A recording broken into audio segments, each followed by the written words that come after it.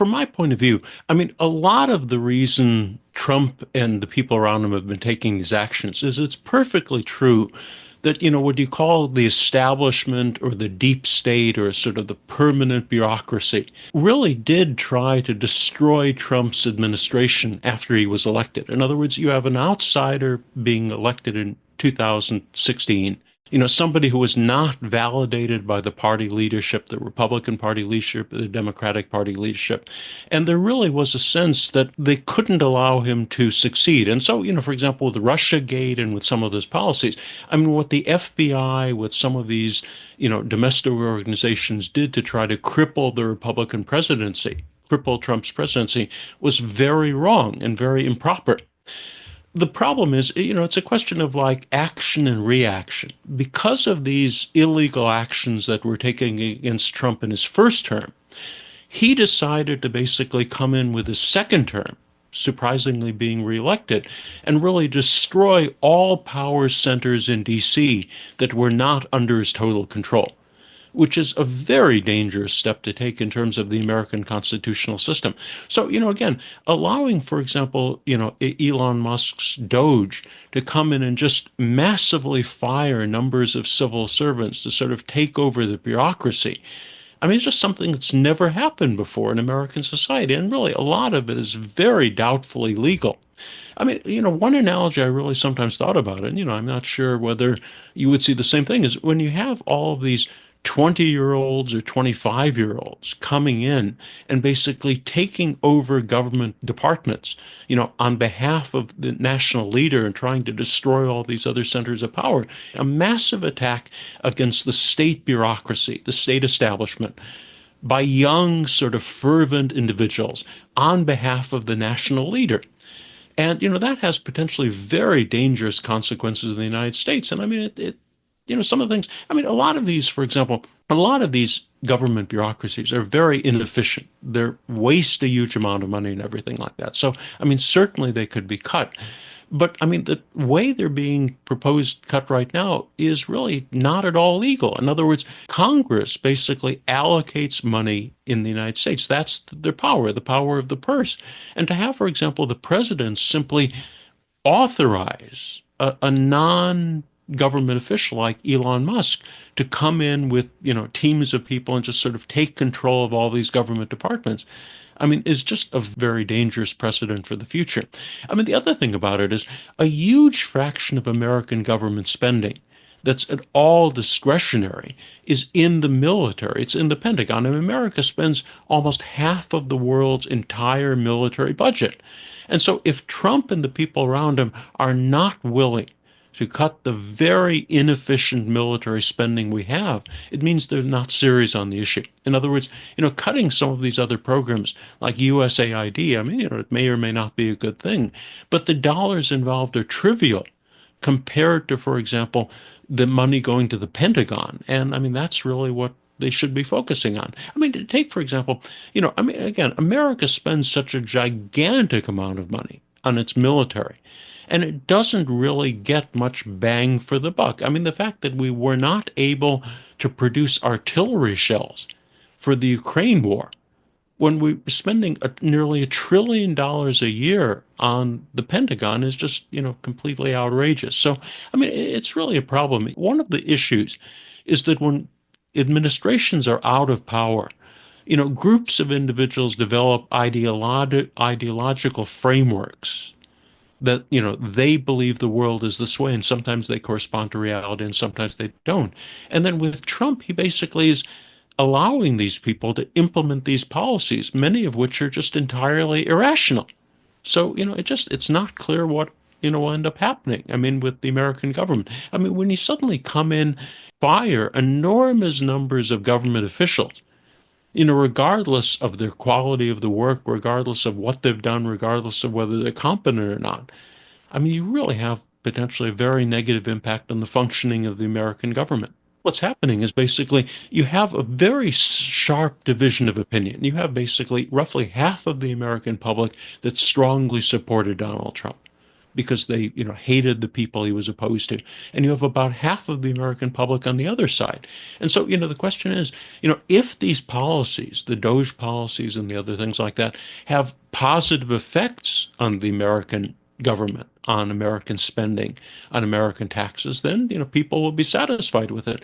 But I just am very skeptical of these sorts of sweeping blanket policies implemented by basically a handful of, young activists having more positive than negative effects. I mean, it's just bizarre, the things going on. I mean, they've never happened before, in many, many decades in the United States. And it's just, if it were clear that America were run by very smart, very competent people who knew what they were doing, then under those circumstances, if they took steps that basically might even be considered extra legal, there might be some justification to it. There might be some benefits from it. But I mean, I just haven't seen any sign that most of these people know what they're doing. They're just sort of going in and doing things in a very haphazard and random fashion. So I just am very doubtful that the results will be positive. And, again, when the negative results occur, obviously, the government of the United States and Donald Trump will be blamed for them. Nowadays, or either Trump or Elon Musk, the issue they do is highly disorganized. Mainly, they just doing everything according to their own understanding. And just Ms. Reynolds mentioned very important. All these guys, including Trump, including Elon Musk, they just believe they understand everything, but de facto they understand nothing. And they are so confident and they have so emotionally to doing the things, then finally it will transfer the so-called organized political movement into a completely disorganized mess. First, in the United States, when we're talking about the deep state, frankly speaking, that's the US government officials in these bureaucracies make standing government institutions. Without these standing guys, you cannot have a government. Of course, there are low efficiencies. There's a lot of problems.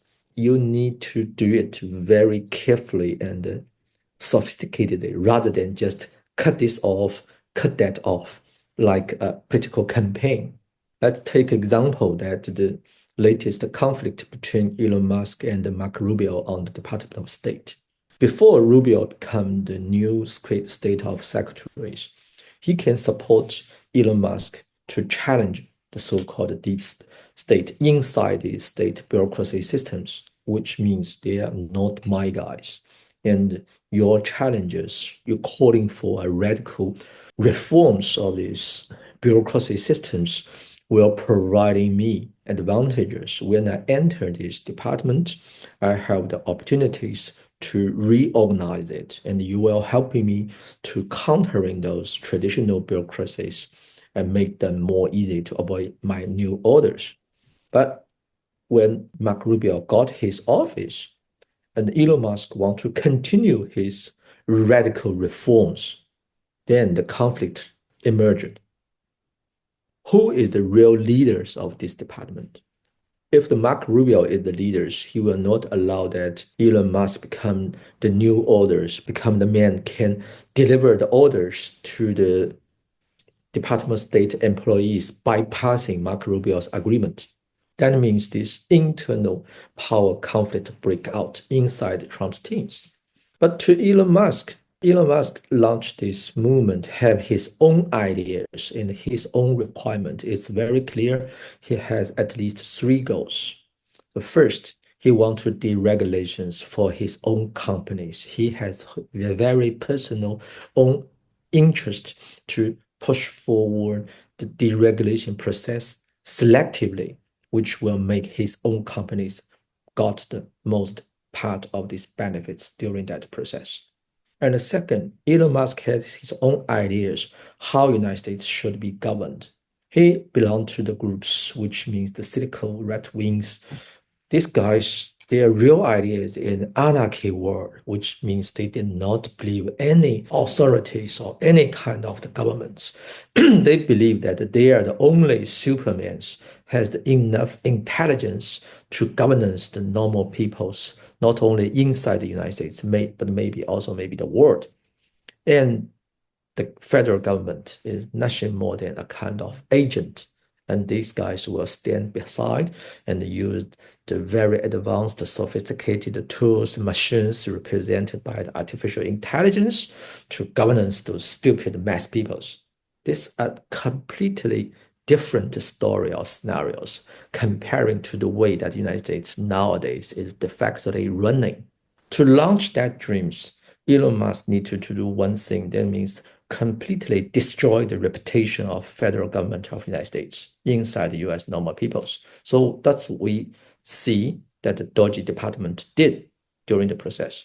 They use a very defaming ways. They just launch fragmented informations and use these informations to defaming the federal governments, make people believe, oh, those guys, they just waste the tax and doing this thing stupid, or they just become more very corrupted and put this tax into their own pocket. That means that destroy the confidence and the reputations of the US federal government. Number three, Elon Musk, he did not really understand and he didn't care too much about the so-called US hegemony running in the world. From China's side, he's cutting off of USAID and just these few days, Trump said that I will close down the VOA and the Radio Free Asia. It's a very, how to say, we cannot make any comment. Those institutions is one of the most important tools that help the United States winning the Cold War or during the political pressures to countries like China in the several decades. And nowadays, United States federal government say that these institutions that waste money and doing something stupid, I will close them by myself. No more classic self-defeating actions and policies. Frankly speaking, from China's side, we believe that it's a good thing. It will decrease those stupid disinformation and misinformation from that institutions. But we are also very worried. Such kind of radical change of US institutions, can they be stable? Which means till now, Trump is still the president, not the really king, which means he had only 4 years in the terms. What will happen after that 4 years? Will the United States change back again? Not maybe the new terms of the new admins is the United States is back again, not great again, back again, and then change everything. Trump changed in the just opposite directions. This like United States just running this way and changing that ways. Such kind of radical change of the United States to China's side is not a very good signals because we just don't know what will happen. Too much uncertainties. Those uncertainties in this anarchy world is the most negative effects of those elements that we want to face in dealing with this very complicated diplomatic and foreign relations. But in the short terms, I think, in the coming years inside Trump's teams, I just worry that the sustainability and to which extent the US domestic political stables can be kept. Because during that radical change provided by the Dodge Department and the Trump administrations inside the United States, the US domestic conflicts, those tensions may be rising by some, extraordinary elements like the sudden shutdown of those stock markets or something else, whether we will have a large-scale crisis inside the United States, not only a governance crisis, but a kind of political crisis with the potential that large-scale conflict will break out inside the United States, make countries like China worried very much. I think all the world, no matter what kind of different interest we have, we wish that the great powers can be kept stable domestically. Such kind of stability is very important to the stability of the world systems, especially to keep the peace of the world systems. So that development really make people feel uncomfortable and a little bit nervous to preparing for any potential crisis which were triggered by the US domestic element, which is out of control by anyone. No one can predict what will happen next. No one can predict, no one can affect those crazy guys represented by Elon Musk or Trump. When they wake up in the day, say that I will do this, I have a good idea.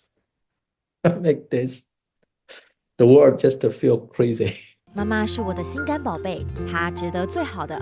想帮助睡眠，促进排便，我为妈妈选太阳星全效克菲尔益生菌。知道妈妈总舍不得买给自己，我来买。希望妈妈睡得香，假巴黎。现在就上快点购母亲节太阳星全效克菲尔益生菌宠爱妈咪超值专区，享各项健康好礼最高3重送，满5000加送520元购物金。透过中天新闻网 App 下单或输入 CTI 推荐码，每单再减50元哦。